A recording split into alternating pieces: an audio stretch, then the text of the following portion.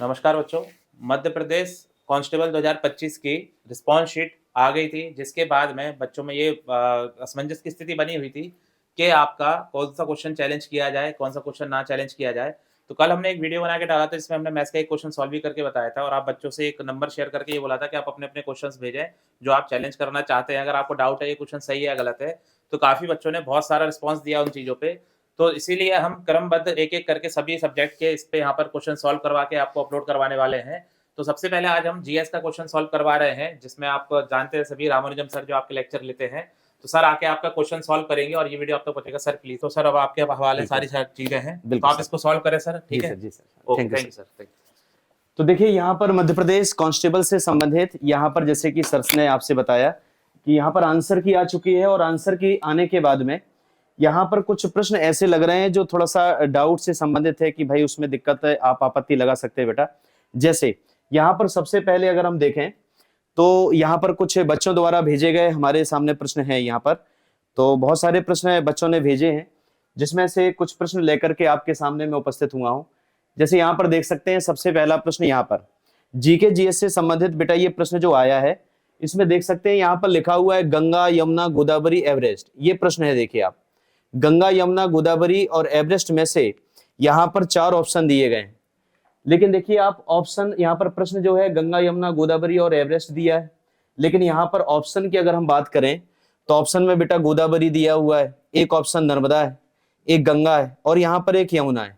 इसका मतलब है कि प्रश्न सीधे सीधे गलत पूछ रहा है, देखिए आप, क्योंकि यहाँ पर एवरेस्ट दे रखा है बेटा और यहाँ पर अगर हम देखें तो यहाँ पर ऑप्शन में उसने यमुना दे रखा है, कहीं पर एवरेस्ट नहीं है। तो इसका मतलब है कि इस प्रश्न को अपन चैलेंज कर सकते हैं, आपत्ति इसमें लगा सकते हैं, क्योंकि ये प्रश्न ही थोड़ा सा नेचर इसका गलत दिखाई दे रहा है। तो यहाँ पर वैसे अगर हम देखते हैं इन 4 ऑप्शन के आधार पर, तो उसने जवाब क्या लगाया आयोग ने, तो आयोग ने जवाब दिया नर्मदा। और यहाँ पर देख सकते हैं आप बच्चे ने जो जवाब कैंडिडेट ने दिया है वो गोदावरी दिया है। तो यहाँ पर आयोग का तो ठीक है भाई, इन 4 ऑप्शन को ध्यान में रखते हुए उसने ये बताया है आयोग ने कि गोदावरी और इसके साथ साथ गंगा और यमुना, ये सब जो नदियां हैं ये बंगाल की खाड़ी में जाकर गिरती हैं और वहीं नर्मदा नदी कहाँ गिरती है, तो ये अरब सागर में गिरती है।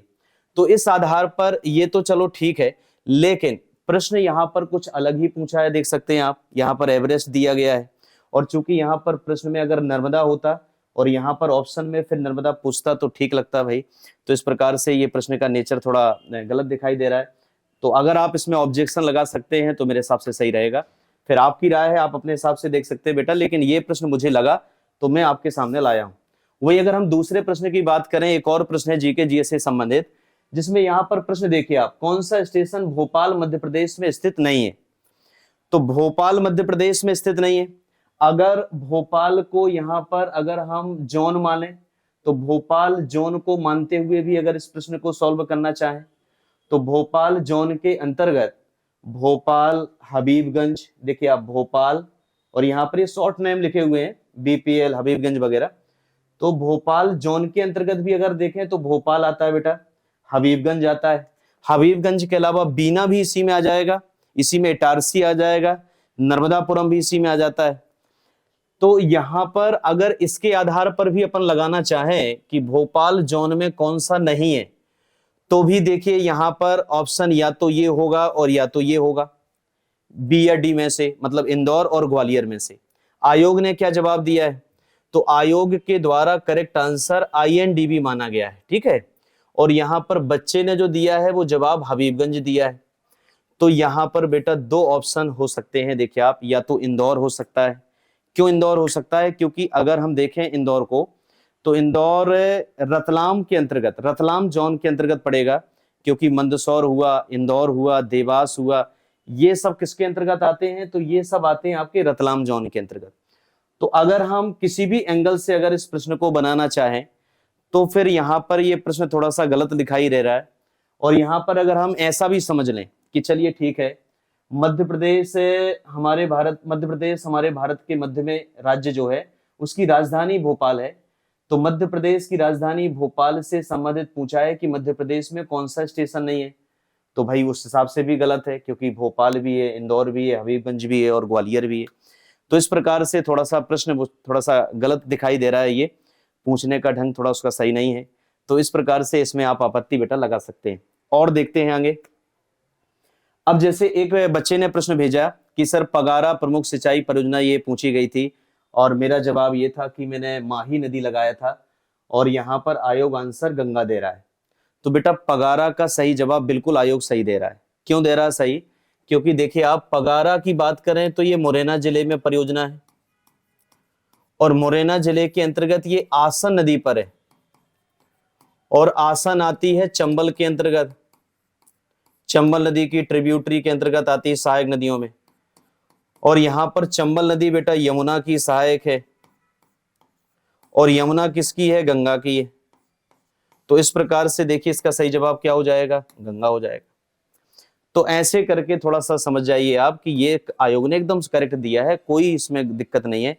तो इसको आप चैलेंज मत करिएगा और ये आयोग का एकदम सही है, ठीक है। तो इस प्रकार से अगर आपको लग रहा था कि भाई ये प्रश्न बच्चों ने जो भेजा था तो इसका सही जवाब आयोग ने दिया है गंगा। फिर आगे देखते हैं, एक और प्रश्न बच्चे ने भेजा और उसमें से ये प्रश्न था, देखिए आप यहाँ पर नरेंद्र मोदी, राहुल गांधी, अमित शाह, अरविंद केजरीवाल। तो इसमें से कह रहा है कि विषम को पहचानिए, ऑड को पहचानना बेटा। तो यहाँ पर विषम को पहचाने, ये ऑप्शन आपके सामने है, अरविंद केजरीवाल, अमित शाह, राहुल गांधी और नरेंद्र मोदी। आयोग ने जवाब दिया है राहुल गांधी। और राहुल गांधी आयोग ने जवाब इसलिए दिया है क्योंकि ध्यान रखिए अभी 2024 में जब लोकसभा इलेक्शन हुआ तो 18वीं लोकसभा में विपक्ष के नेता, तो अगर हम विपक्ष के नेता देखें तो विपक्ष के नेता लीडर बनाए गए अपोजिशन में अगर कोई, तो वो राहुल गांधी जी हैं। तो इसी कारण से अपोजिशन के लीडर बनाए गए हैं राहुल गांधी जी, विपक्ष के नेता बनाए गए हैं, इसी कारण से एलओपी के कारण इसका सही जवाब हो जाएगा बेटा क्या? राहुल गांधी। जबकि देखिए आप अरविंद केजरीवाल, अमित शाह और नरेंद्र मोदी जी कभी भी विपक्ष के नेता नहीं बने। तो इस प्रकार से आयोग का सही जवाब है इसमें। तो आपने भले अरविंद केजरीवाल पार्टी के आधार पर लगाया होगा कि आम आदमी पार्टी या फिर कुछ भी सोच करके कि शायद हो सकता है कि यहाँ पर क्षेत्रीय पार्टी या फिर आप बड़ी पार्टी मुख्यमंत्री के तौर पर जैसे भी सोचे, लेकिन यहाँ पर सही जवाब यही है, ठीक है, यही फैक्ट हो सकता है। तो इस प्रकार से अगर हम देखते हैं तो ये भी बेटा सही है, यहाँ पर आप इसमें आपत्ति नहीं लगा सकते। फिर अगला प्रश्न देखिए, एक बच्चे ने प्रश्न भेजा कि यहाँ पर निम्नलिखित में से कौन सा भारत के संविधान की विशेषता नहीं है। इंडियन कॉन्स्टिट्यूशन जब हम पढ़ते हैं तो भारतीय संविधान की विभिन्न विशेषताएं हैं और विशेषताओं के अंतर्गत बेटा ध्यान रखिए हमारे भारत में फेडरल सिस्टम है, संघीय प्रणाली है। फेडरल सिस्टम हमारे भारत की विशेषता है और फेडरल जो ये सिस्टम है ये हमने कहां से लिया है? तो ये कनाडा से लिया है। भारतीय संविधान के अंतर्गत कनाडा से ये सिस्टम लिया गया है जिसमें फेडरल स्ट्रक्चर है भारत का, लेकिन ज्यादा एकात्मकता की तरफ, यूनिटरी स्ट्रक्चर की तरफ भारत झुका हुआ है। तो ये कनाडा वाला नेचर जो है लिए हुए है हमारे भारत के संविधान में। संघात्मक प्रणाली है क्योंकि केंद्र को भी पावर है और स्टेट गवर्नमेंट को भी पावर है। यहाँ पर नियम कानून दोनों बनाते हैं। फिर देखिए आप प्रेसिडेंशियल सिस्टम, हमारे भारत में प्रेसिडेंशियल सिस्टम नहीं है बेटा, क्योंकि राष्ट्राध्यक्ष यहाँ पर अगर हम देखें तो संसदीय शासन प्रणाली भारत देश में है, लेकिन भारत में अध्यक्षीय शासन प्रणाली नहीं है। और अध्यक्षीय शासन प्रणाली को भी कई बार हिंदी में राष्ट्रपति प्रणाली बोल देते हैं, लेकिन आपको इसमें इंग्लिश चेक करना था क्योंकि इंग्लिश में प्रेसिडेंशियल सिस्टम लिखा है और भारत की विशेषता प्रेसिडेंशियल सिस्टम की नहीं है, अमेरिका की विशेषता है ये। हमारे भारत की विशेषता है पार्लियामेंट्री सिस्टम और पार्लियामेंट्री गवर्नमेंट सिस्टम में दो मेन लीडर होते हैं। एक तो होते हैं राज्य के प्रमुख, जो कि कहीं ना कहीं अगर देखा जाए देश में प्रमुख कौन होते हैं? राष्ट्रपति जी। और एक होते हैं कौन? तो एक होते हैं सरकार के प्रमुख जो कि प्रधानमंत्री जी होते हैं। तो इस प्रकार से हमारे यहाँ पर पार्लियामेंट्री गवर्नमेंट सिस्टम है, प्रेसिडेंशियल गवर्नमेंट सिस्टम नहीं है और ये अमेरिका की प्रणाली है। तो इस प्रकार से भारतीय संविधान की ये वाली विशेषता बेटा नहीं है और बिल्कुल आयोग ने सही दिया राष्ट्रपति प्रणाली। बच्चे बता रहे हैं संघीय वगैरह, लेकिन आप यहाँ का गलत हो जाएंगे और आयोग यहाँ पर सही निकलेगा। तो मेरे हिसाब से बिल्कुल चैलेंज मत करिए इस प्रश्न को, आप एकदम सटीक दिया है उसने। आगे बढ़ते हैं। फिर इसके बाद में कथक नृत्य की उत्पत्ति किस काल से जुड़ी हुई मानी जाती है? तो बेटा कथक नृत्य की उत्पत्ति अब यहाँ पर गुप्त काल दिया है, मुगल काल, वैदिक काल, मौर्य काल। तो जब हम कथक पढ़ते हैं तो कथक का मतलब कथावाचक होता है, कहानीकार होते हैं। तो पहले कहानियों को बताया जाता था और उस डांस के फॉर्म में उसको रिप्रेजेंट किया जाता था। तो कथक की जो शुरुआत, कथक की अगर हम बात करें तो ये किससे संबंधित है, तो ये भगवान श्री कृष्ण पर आधारित है कथक, और भगवान श्री कृष्ण पर आधारित इसकी थीम है। तो भगवान श्री कृष्ण पर आधारित अगर इसकी थीम है तो ध्यान रखना आयोग इसका जवाब मान रहा है वैदिक काल। तो बेटा यहाँ पर वैदिक काल इसलिए अपन मान सकते हैं, इस प्रश्न को अपन चैलेंज इसलिए नहीं कर सकते हैं क्योंकि देखिए आप यहाँ पर भगवान श्री कृष्ण पर आधारित है, तो पौराणिक कथाओं पर आधारित है ये, तो वैदिक काल से संबंधित आयोग इसका जवाब मान सकता है। आप मुगल काल लगा रहे हैं तो मुगल काल इस आधार पर लगा रहे हैं आप क्योंकि मुगल काल में ये दरबारी नृत्य हुआ करता था, दरबार में करवाया जाता था ये, तो मुगल काल में ये दरबारी नृत्य बनकर के उभरा। लेकिन अगर इसकी उत्पत्ति देखा जाए तो बिल्कुल वैदिक काल से जुड़ी हुई मानी जा सकती है, तो ये भी आयोग कहीं ना कहीं सही है यहाँ पर। तो 4 ऑप्शन में बेटा निकट वाला ऑप्शन ये हो सकता है, क्योंकि देखिए कई बार अपन को ऐसा लगता है कि ये भी ऑप्शन हो सकता है और ये वाला, कई बार 2-2 ऑप्शन अपन को सही लगते हैं, लेकिन उनमें से सटीक देखना पड़ता है ना। आगे बढ़ते हैं और अब देखिए आप, एक प्रश्न बेटा आया, मध्य प्रदेश में भीतरगढ़ मध्यम सिंचाई परियोजना किस नदी घाटी से संबंधित है। तो भीतरगढ़ मध्यम सिंचाई परियोजना, ये ध्यान रखना, बनास नदी से संबंधित है, और बनास नदी से संबंधित बेटा ये सीधी जिले से संबंधित, सीधी जिले से संबंधित बनास नदी पर। और यहां पर बनास नदी जो है, गोपद बनास नदी, ये सोन से संबंधित है, और सोन डायरेक्ट किसकी सहायक नदी है, तो डायरेक्ट बेटा ये गंगा की सहायक नदी है। तो इस प्रकार से इसका सटीक जवाब ऑप्शन क्या है, गोदावरी, नर्मदा, गंगा और ताप्ती। तो इसका सही जवाब गंगा होगा।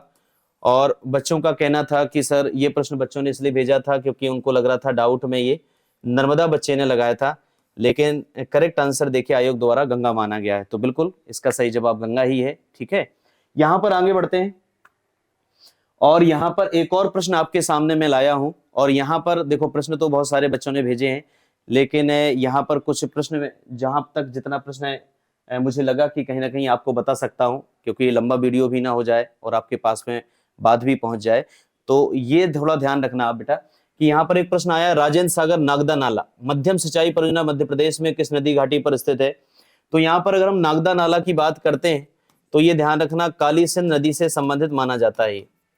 इस परियोजना का संबंध काली सिंध नदी से माना जाता है, और काली सिंध नदी भी कहीं ना कहीं अगर देखा जाए चंबल के अंतर्गत आप इसको लगाएंगे, चंबल की ट्रिब्यूटरी है, और चंबल भी जाकर के किससे मिलती है, तो चंबल जाकर के यमुना की ट्रिब्यूटरी है, और यमुना जाकर के फिर किससे मिलेगी, गंगा से। तो कई बार हमें लगता है कि ये क्यों इसने गंगा दिया जवाब, आयोग क्यों गंगा जवाब दे रहा है, तो गंगा एकदम सही जवाब है भाई। यहाँ पर 4 ऑप्शन देखिए आप, तो गंगा नदी से संबंधित बिल्कुल ये भी सिंचाई परियोजना है। तो यहाँ पर ऑप्शन नंबर जो डी है गंगा, वो सही हो जाएगा। तो इस प्रकार से बेटा अगर हम देखें यहाँ पर, तो ये कुछ प्रश्नों को मैंने आपके सामने बताने का प्रयास किया, क्योंकि जब कभी भी ऑब्जेक्शन लगाना पड़ता है बेटा तो सारे तथ्य और सारे पुख्ता सबूत के साथ ऑब्जेक्शन लगाना पड़ता है। तो मुझे लगा तो शुरुआत के आप इन प्रश्नों को जरूर थोड़ा लगा सकते हैं, जो शुरुआती प्रश्न मैंने आपको दिखाए यहाँ पर, जैसे स्टेशन वाला बेटा, और इसके साथ साथ ये गंगा यमुना गोदावरी, और चूंकि प्रश्न में ही देखो अलग है, एवरेस्ट दिया है और ऑप्शन अलग दिए, तो इतना ये गड़बड़ हो सकता है थोड़ा। तो यहाँ पर आप ऑब्जेक्शन लगा सकते हैं, लेकिन जहां पर मुझे लगा कि आप ऑब्जेक्शन लगाने में ये गलती कर बैठेंगे तो मैंने आपको बताया कि वहां पर ऑब्जेक्शन मत लगाइए। तो चलिए ठीक है भाई, इसी के साथ साथ और भी आपके वीडियो आपको मिलेंगे और सब्जेक्ट से संबंधित, जिसमें सब लोग आकर के और आपसे बताएंगे कि किस प्रकार से उसमें आपका सही जवाब होगा और किसमें ऑब्जेक्शन लगाना चाहिए। बहुत बहुत धन्यवाद आप सब बच्चों का, थैंक यू।